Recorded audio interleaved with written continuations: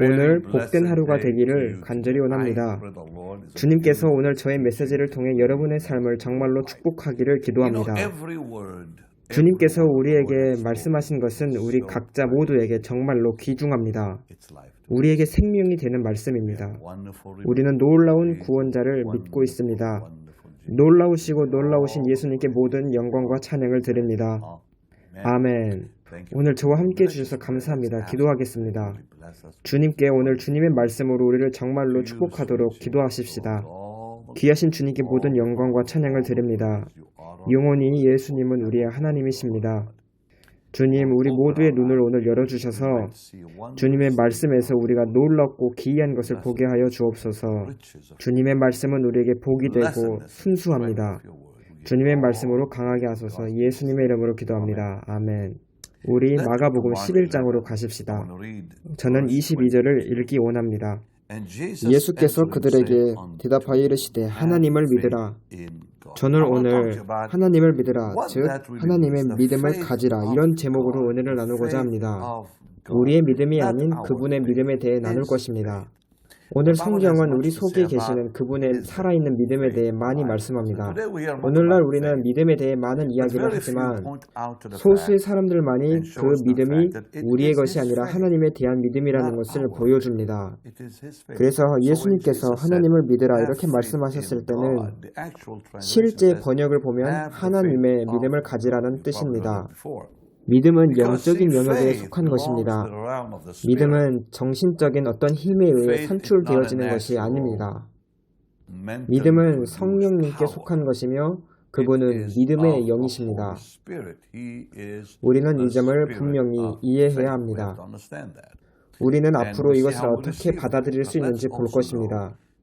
우리 모두가 고린도 후서 4장을 볼 것인데 여기에는 아주 강력한 말씀이 있습니다. 고린도후서 4장 13절입니다.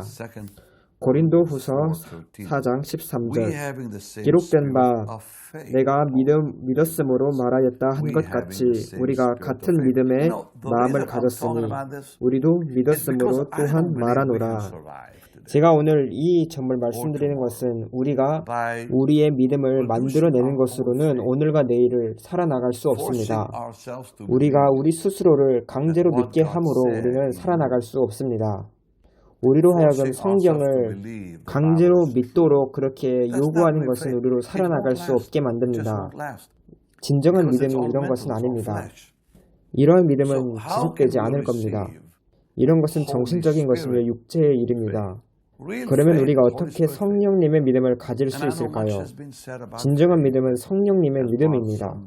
저는 오늘 어떤 믿음을 말함으로써 그것이 사람들에게 해가 되거나 혼동을 가져다 주고 싶지 않습니다. 하지만 믿음은 성령님께 속한 것입니다. 말씀에 보면 우리가 같은 믿음의 마음 또는 같은 믿음의 영을 가졌다고 말씀합니다. 내가 믿었으므로 말하였다 한 것 같이 우리가 같은 믿음의 마음, 영을 가졌으니 우리도 믿었으므로 또한 말하노라. 여기서 바울이 말하고자 하는 것은 성령님께서 말씀을 통해 우리에게 믿음을 가져다 주신다는 것을 의미합니다. 왜냐하면 성경은 내가 믿었으므로 말하였다 한 것 같이 우리가 같은 믿음의 마음, 믿음의 영을 가졌다고 말씀하기 때문입니다. 하나님의 말씀은 우리 속에 성령님의 그리고 영으로 능력을 주는 믿음을 가져다 주십니다. 채우십니다. 그리고 나서 우리가 말할 수 있습니다. 그 전에 우리는 먼저 믿어야 합니다. 믿는 것은 정신적인 것이 아닙니다. 믿는 것은 육체의 일이 아닙니다. 믿음은 영적인 것입니다. 주 예수를 믿으라. 그리하면 너와 내 집이 구원을 받으리라. 이러한 믿음은 제가 말씀으로 보여드리는 것 같이 하나님이 주시는 것입니다. 갈라디아에서 나오는 또 다른 강력한 하나님의 말씀을 보겠습니다. 2장인데 저는 여기서 여러분에게 정말로 강력한 것을 보여드리고 싶습니다. 갈라디아서 2장 16절 말씀입니다. 사람이 의롭게 되는 것은 율법의 행위로 말미암음이 아니요 오직 예수 그리스도를 믿음으로 말미암는 줄 알므로 오직 예수 그리스도의 믿음으로 말미암은 줄 알므로. 영어 성경에 보면은 이것은 예수님 안에 있는 믿음이 아니라 예수님의 믿음을 말합니다. 여기서는 예수님의 믿음을 말씀합니다. 예수님의 믿음이 바로 영적인 믿음입니다. 이런 것이 산 믿음입니다. 이러한 믿음이 삶을 변화시키는 믿음입니다.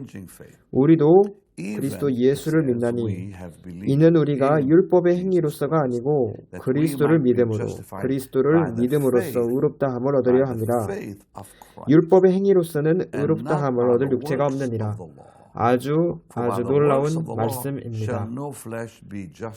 우리는 단순히 믿음에 의해서 의롭다 하심을 얻었습니다. 그리스도 예수님의 믿음으로 말미암았습니다. 우리의 믿음이 아닙니다.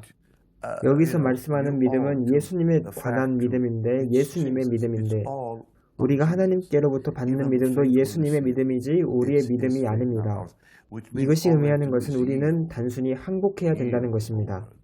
주님께 우리는 드려야 하고 항복해야 합니다. 그리할 때 주님께서 우리 안에 그분의 믿음을 부어 넣으십니다. 그 믿음은 바로 예수님께서 가지셨던 믿음입니다.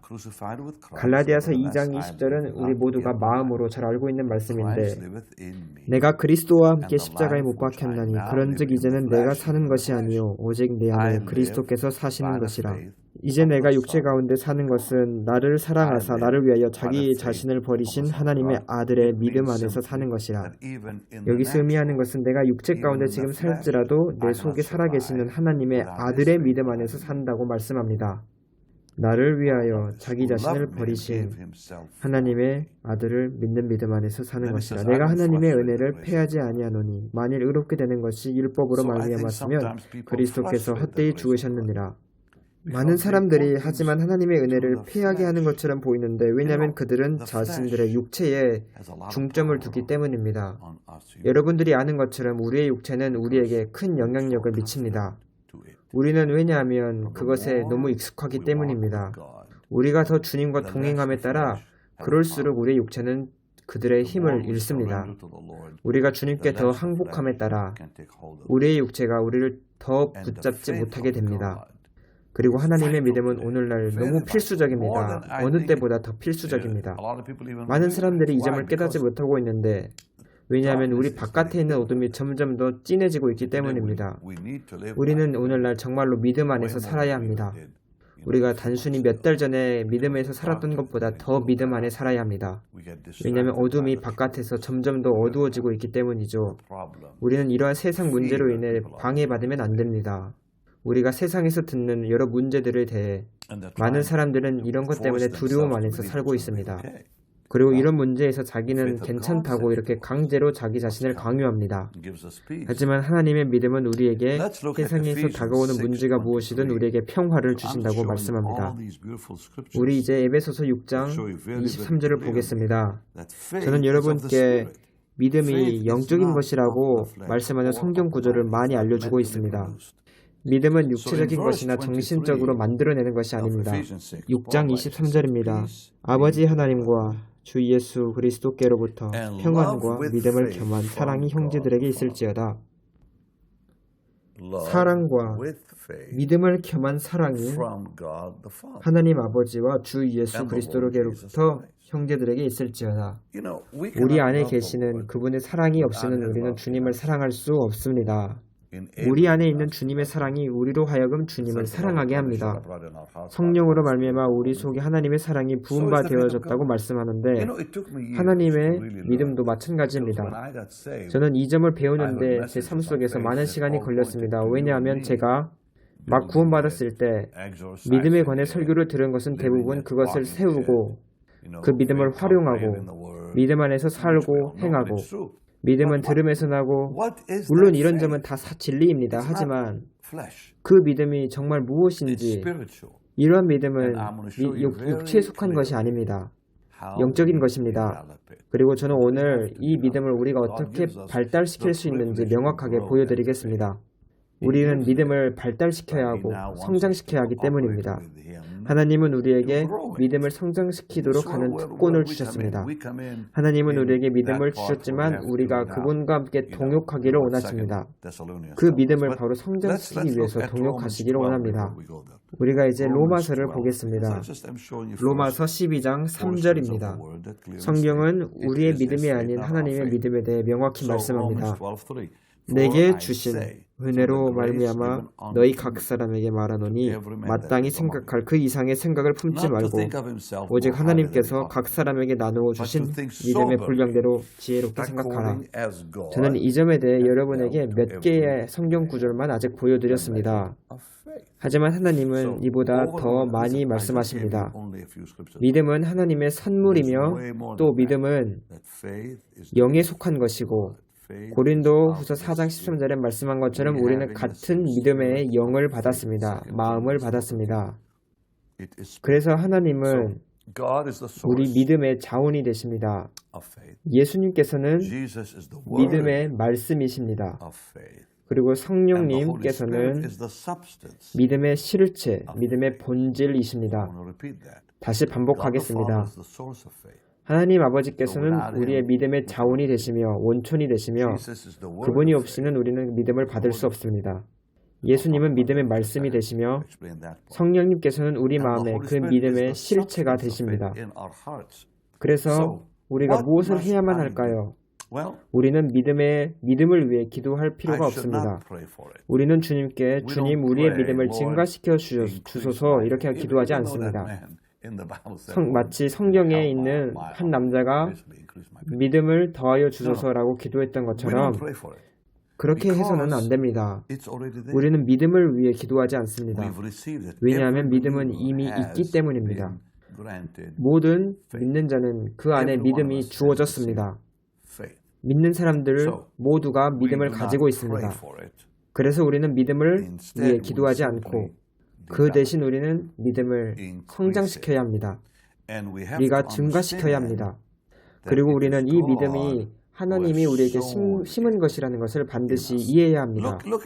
우리가 마가복음 4장을 보겠습니다. 마가복음 4장 30절입니다. 여기서 예수님께서는 어떻게 하나님의 나라가 일하는지 말씀하십니다. 마가복음 4장 30절입니다. 또 이르시되 우리가 하나님의 나라를 어떻게 비교하며 또 무슨 비유로 나타낼까? 겨자씨 한 알과 같으니 땅에 심길 때에는 땅 위의 모든 씨보다 작은 것이로되 여기서 믿음의 씨앗에 대해 예수님께서는 아주 아름답게 비유로 말씀하십니다. 우리의 믿음을 겨자씨로 비유하셨습니다. 그래서 하나님께서는 이 믿음을 우리 속에 이미 심으셨습니다. 그러면 우리는 무엇을 해야 합니까? 우리는 그 믿음을 산출해내야 합니다. 하나님께 또는 드려야 합니다. 그리스도인의 신앙생활은 시도하고 노력하는 것이 아닙니다. 우리는 그리스도인의 생활을 우리가 살기 위해 우리가 시도하고 노력하는 것이 아닙니다. 그리스도인의 생활에 우리가 항복하고 드리는 것입니다. 하나님의 말씀은 우리에게 열심히 노력하라 이렇게 말씀하지 않고 드려라 이렇게 말씀합니다. 너의 삶을 드려라. 너의 몸을 산제사로 드려라. 의의 병기로 드려라. 하나님은 우리에게 의의 병기로서 우리의 몸을 하나님께 드리라고 말씀합니다. 이 점에 대해 성경은 계속 말합니다. 그래서 성경의 헤드라인, 약간 표제 제목은 시도하는 것이 아니고 노력하는 것이 아닙니다. 항복하는 것입니다. 드리는 것입니다. 항복하고 드린다는 것은 주님으로 하여금 우리 속에서 그분의 삶을 우리를 통해 살도록 하게 하는 것입니다. 이때가 바로 우리가 성령님의 삶을 살기로 시작하는 때입니다. 때때로 저는 이 점에 대해 여러분에게 계속 반복적으로 말해야 합니다. 왜냐하면 이 점에 대한 많은 반대 주장들이 어떤 사람들에 의해 계속 만들어지고 세워지고 있기 때문입니다. 그들은 육체에 집중하고 개인에 집중하고 육체의 능력에 집중합니다. 오늘 대부분의 메시지는 너가 어떻게 이것을 해낼 수 있는지에 대한 방법에 관한 것입니다. 어떻게 우리가 해낼 수 있는지. 하나님이 함께 계시니 당신은 해낼 수 있습니다. 이런 메시지가 많습니다. 하지만 우리가 무엇을 우리가 해내는 것은 성경적으로 바르지 않습니다. 하나님께서 그분의 삶을 우리를 통해 사시는 것입니다. 우리가 해야 될 모든 것은 단순히 그분께 항복하고 드리는 것입니다. 그리스도인의 생활의 아주 간단함은 우리가 단순히 주님께 순종하고 항복한다는 것입니다. 드린다는 것입니다. 얼마나 간단합니까? 사람들은 막 자기가 무엇이든지 해보려고 하지만 그것은 효과가 없습니다. 성경에는 두려움과 떨림으로 너희 구원을 이루라는 말씀이 있는데 실제로 행하시는 분은 우리 안에 계신 하나님이십니다. 우리 안에 계신 하나님께서 우리에게 그 구원을 이루도록 뜻과 행위를 주십니다. 또 하나님께 우리가 드리고 항복할 때는 주님과 동역해야 합니다. 우리가 데살로니가 후서 1장 3절을 보겠습니다. 바울이 데살로니가에 있는 교회에게 편지합니다. 데살로니가 후서 1장 3절 말씀입니다. 형제들아, 우리가 너희를 위하여 항상 하나님께 감사할지니 이것이 당연함은 너희의 믿음이 더욱 자라고 너희가 다 각기 서로 사랑함이 풍성함이니 우리의 믿음은 자랍니다. 왜냐하면 우리가 서로 항복하기 때문입니다. 우리가 항상 하나님과 매일 동행하며 그분을 계속해서 부르며 그분의 놀라우신 임재 가운데 항상 시간을 보내고 이렇게 함으로써 우리가 하나님이 우리가 살도록 원하시는 삶을 삽니다. 여기서는 정말로 하나님의 임재에 대해 말씀하고 있는 것입니다. 그래서 사람들이 하나님께 항복할 때 그때 우리의 믿음이 성장합니다. 그리고 우리가 그분의 말씀을 받음에 따라 우리가 그분께 항복할 수 있습니다. 저는 오늘 아침에 에레미야서를 읽었습니다. 저는 에레미야를 읽었는데 그 말씀을 이해하기 위해서 저는 제 머리를 의지하지 않습니다. 물론 읽을 때 제 생각은 활동적이지만 하지만 저는 그 말씀을 영으로 받아들입니다. 영적으로 받아들입니다. 저는 말씀을 정신적으로 받아들이지 않습니다. 그 하나님의 생명의 말씀을 영으로 받아들입니다. 그리고 저는 그 말씀에 항복합니다. 제가 그것을 읽음에 따라 그 말씀에 항복하는데 물론 그때에도 제 생각은 기능을 합니다. 왜냐하면 저의 생각이 저에게 그 말씀을 읽을 때 정보를 제공해 주기 때문이죠. 하지만 저의 영의 사람은 그 정보의 계시를 받아들입니다. 그리고 제가 그 계시를 받아들임에 따라 그 말씀 안에서 저는 항상 하나님을 발견하고 볼 수 있습니다. 말씀을 통해 하나님의 마음을 보게 되고 그분의 특성을 보게 되고 이스라엘을 향하신 하나님의 사랑을 보게 되고 그분의 정의를 보게 되고 말씀을 통해 하나님의 진노도 알게 되고 그 말씀을 통해 계시되는 하나님이 누구신지에 대해서도 알게 됩니다. 그분의 거룩함을 보게 되고 더 많은 것을 보게 됩니다. 왜냐하면 하나님께서는 이스라엘 백성들이 우상 숭배를 할 때 그들의 죄에 대해 말씀하십니다. 그리고 하나님은 그들에게 아주 상세하게 말씀하십니다. 예를 들어 이사야서를 보면 하나님께서는 이스라엘이 우상 숭배를 할 때 막 과자도 굽고 이런 것에 대해 말씀합니다. 하나님께서는 이스라엘 백성에게 나무로 음식을 만들기 위해 불을 떼면서 또 그 나무를 또 숭배하냐고 말씀하십니다. 책망하십니다. 하나님은 이렇게 백성들에게 자세하게 설명하십니다. 그리고 우리는 그분의 사랑을, 거룩하심을, 그분의 오래 참으심과 그분의 본성을, 그분의 놀라우신 은혜를, 즉 자신을 반역하는 자들에게 그들이 어떻게 반역을 하고 행하고 있는지 상세하게 말씀하시는데 그들이 정말로 하나님께 무슨 일을 행하고 있는지 자세히 말씀하십니다. 그리고 하나님은 바벨론이 이스라엘을 침략해서 그들을 바벨론으로 포로로 데려간다는 것도 말씀하십니다. 하지만 하나님의 사랑은 그들을 다시 회복시킨다고 말씀합니다. 조상들의 땅으로 다시 데려가겠다고 말씀합니다. 우리가 이런 아름다운 하나님의 역사를 볼 때 우리는 하늘의 아버지를 사랑하게 됩니다. 그리고 여러분은 말씀에 항복하게 됩니다. 여러분들이 말씀에 항복하게 될 때 무슨 일이 일어납니까? 믿음이 성장합니다. 믿음이 발달되어집니다. 그것이 바로 믿음이 성장한다는 것을 의미합니다. 우리는 우리가 스스로 믿도록 강요하는 것이 아닙니다. 관계에 관한 것입니다. 이 하나님이 어떤 분이신지 아는 것에 관한 것입니다. 아들을 보내신 그 하늘의 아름다우신 아버지가 누구신지에 대한 것입니다. 내 영혼을 구원하신 이 복되신 예수님이 누구신지에 관한 것입니다. 제가 그분을 알기 원합니다. 제가 하나님께서 이스라엘을 이렇게 대하시는 모습을 볼 때마다 저는 그분의 아주 놀랍고 엄청나신 자비를 느낍니다. 제가 성장합니다. 제 믿음이 높은 수준으로 올라갑니다. 믿음에는 세 단계가 있는데 마태복음 14장에 예수님은 믿음이 작은 자들아 이렇게 제자들에게 말씀합니다.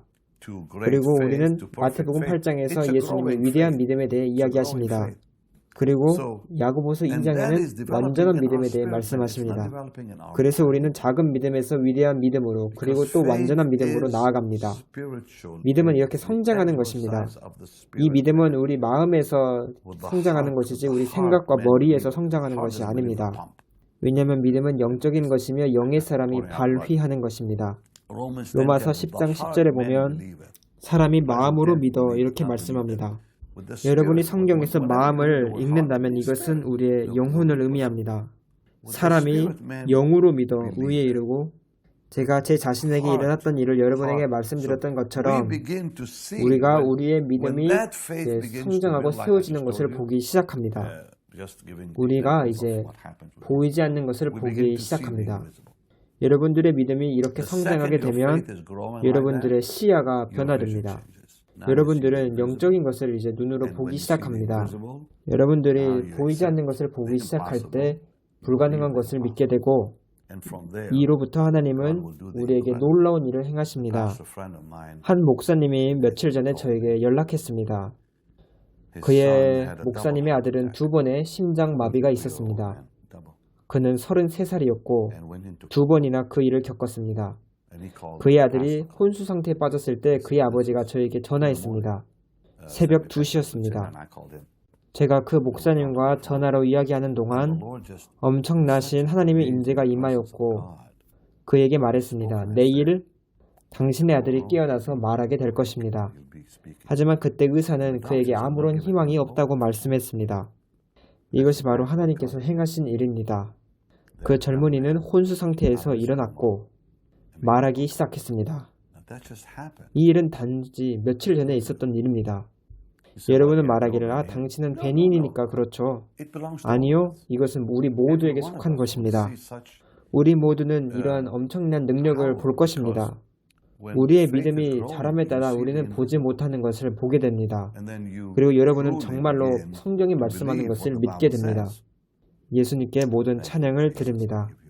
우리는 하나님이 하나님이시라는 것을 믿게 됩니다. 그에게는 불가능한 것이 없습니다. 그리고 놀라운 일이 생기기 시작합니다. 제가 여러분을 떠나기 전에 기도하고 싶습니다. 지금 저는 제 안에서 역사하고 계시는 기름 부음을 느끼고 있습니다. 함께 하나님을 오늘 믿으십시다. 그래서 여러분들이 지금 전쟁을 치르고 계신다면 여러분들의 기적이 가까이 왔다는 것을 의미합니다. 시련이 다가왔다는 것은 여러분이 아직 정복당했지 않았다는 것을 의미하며 왜냐하면 이미 정복당한 사람에게는 마귀가 와서 또 시험하지 않습니다. 이미 정복당했기 때문이죠. 그래서 여러분들이 시련을 당하고 있다는 것은 여러분이 아직 정복당하지 않았음을 의미합니다. 그리고 여러분들이 공격당하고 있으면 여러분들 바로 옆줄에 기적이 기다리고 있다는 것을 의미합니다. 전쟁은 기적이 오는 것을 의미하고 곧 기적이 태어남을 의미합니다. 시련은 여러분이 아직 정복당하지 않았음을 의미하고 여러분이 공격당했다는 것은 여러분들 옆에 놀라운 기적이 준비되었다는 것을 의미합니다. 그래서 베드로전서 5장에 보면 8절, 9절에는 마귀를 대적하라고 말씀하십니다. 믿음으로 대적하라고 말씀하는데 그것은 무슨 믿음일까요? 바로 하나님의 믿음을 의미합니다. 그리고 마귀가 도망칩니다. 여러분, 믿음으로 마귀를 대적하십시오. 그리고 요한일서 5장 4절에는 이 믿음이 세상을 이긴다고 말씀합니다. 우리가 만들어내는 믿음이 아니라 하나님의 믿음이, 성령님의 믿음이 세상을 이깁니다. 여러분 손을 앞으로 지금 뻗으시고 저는 제 마음속으로 정말 어떤 것을 느끼고 있습니다. 제가 여러분과 함께 한 믿음으로 나아갈 때 하나님이 무슨 일을 행하실 것을 믿습니다. 당신이 믿는 앞으로 원하는 그 기적이 무엇이든 간에 당신의 인생에서 반드시 일어나게 될 것입니다. 당신의 가정에, 직장에, 집안에, 미래에 마치 며칠 전에 그 심장마비에서 일어났던 그 젊은이처럼 하나님이 여러분에게도 기적을 주실 것입니다. 귀하신 예수님, 당신의 백성과 함께 합심으로 기도합니다. 제 말을 듣고 있는 사람과 함께 기도합니다. 그들은 저와 함께 믿고 합심으로 기도합니다. 그들이 저와 함께 합심으로 기도할 때 그들의 삶에서 아주 영광스러운 기적을 보게 하여 주옵소서. 그것이 육체적인 것이라면 그들의 몸을 치료하여 주시고 병을 제하여 주옵소서. 그들이 어떻게 다루어야 될지 모르는 속박이라면 그 속박에서 그들을 자유케 하여 주옵소서. 만약 그들에게 물질적인 재정의 기적이 필요하다면 형통함과 풍성함이 그들의 복이 되게 하여 주옵소서. 그들로 하여금 더 이상 미래에 대해 불안감을 갖지 않게 하여 주옵소서. 그들의 집안의 필요나 또 결혼의 필요나 그들의 직장이나 일터나 또는 미래나 필요를 만족하여 주옵소서. 예수님의 영광스러우신 이름으로 기도합니다. 아멘. 아멘. 예수님은 주님이십니다. 성도들. 모든 것은 잘 될 것입니다. 두 손을 들고 모든 것이 잘 될 것이라고 외치세요. 제가 믿기로는 하나님께서 여러분들의 마음에 그 믿음을 부어주시고 있습니다. 여러분들은 모든 것이 잘 될 거라는 걸 알고 있습니다. 자녀의 일이나 손자의 일에 대해서도 주님을 믿으십시오. 당신의 미래로 내일로 주님을 믿으십시오. 할렐루야. 이 가르침이 여러분에게 정말로 복이 되기를 기도합니다. 이제 여러분들에게 하나님의 일을 위하여 심으라고 권합니다. 여러분들이 아시는 것처럼 저는 매일 여러분께 나아갑니다. 주님께서 이렇게 하라고 말씀하셨기 때문이죠. 여러분에게 말씀으로 사역하라고 하셨기 때문입니다. 여러분의 말씀으로 강하게 하라고 하셨고 저는 계속 할 것입니다. 왜냐하면 저는 이것이 하나님이 저에게 하라고 행하신 일인 것을 알기 때문입니다. 저는 가끔 여행을 가긴 하지만 여러분들과 함께 계속 있을 것입니다. 저는 거의 매일 이 스튜디오나 또는 자동차 안에서 여러분과 만납니다. 성경은 말씀하기를 우리가 영적인 유익을 얻었다면 우리가 재정적으로 주님께 드리는 것은 우리의 의무입니다. 그 영적인 유익을 계속 받기 위해서죠. 하지만 하나님께서는 여러분을 복주시고 증가시켜주시고 형통케 하실 것입니다. 그리고 여러분들을 보호하십니다. 이 점에 대해 많이 말씀드렸습니다. 주님께 주님의 일에 드리는 것 없이는 우리는 우리의 미래를 보호할 수 없습니다. 우리는 기적을 돈 주고 사는 것이 아닙니다. 이것은 성경적인 것이 전혀 아니죠. 하지만 우리가 재정적으로 하나님께 드릴 때 하나님은 우리를 재정적으로 축복하십니다. 지금 하십시오. 주님, 그들이 주님께 순종할 때 그들을 복주시옵소서. 그들의 필요를 만족시켜 주소서. 예수님 이름으로 기도합니다. 아멘. 여러분들은 지금 보시는 것처럼 이 플랫폼을 통해 심으실 수 있습니다. 베니인 홈페이지에 가서 기부하기를 누르십시오. 또는 여러분들은 BHM45777로 미국으로 문자를 보내셔서 할 수 있습니다. 또는 여러분들에게 보내주는 그 메일을 통해서도 심으실 수 있습니다. 여러분들이 정기적인 심는 자가 되었으면 좋겠습니다. 하나님이 여러분을 축복하실 것입니다. 이제 내일은 여러분과 함께 기름 부으심에 대해 나누고 싶습니다. 저는 여러분께 아주 특별하고 강력한 것을 말씀드릴 건데 왜냐하면 우리가 이 기름 부으심의 출발을 지금 보고 있기 때문입니다. 에즈버리 대학을 비롯한 지금 젊은이들에게 나타나는 것을 보고 있습니다. 지금 새로운 기름 부으심이 부어지고 있습니다. 저는 이 기름 부으심이 여러분들의 집안과 여러분들에게도 임하기를 원합니다. 그래서 저는 어떻게 이 새로운 기름 부으심을 우리가 어떻게 받을 준비를 할 것인가에 대해 나눌 것입니다. 내일 말씀드리겠습니다. 또한 여러분들의 친구들에게 이 말씀을 공유해 주셔서 그들도 복을 받게 해주세요. 저와 함께 해주셔서 오늘 감사했습니다. 샬롬.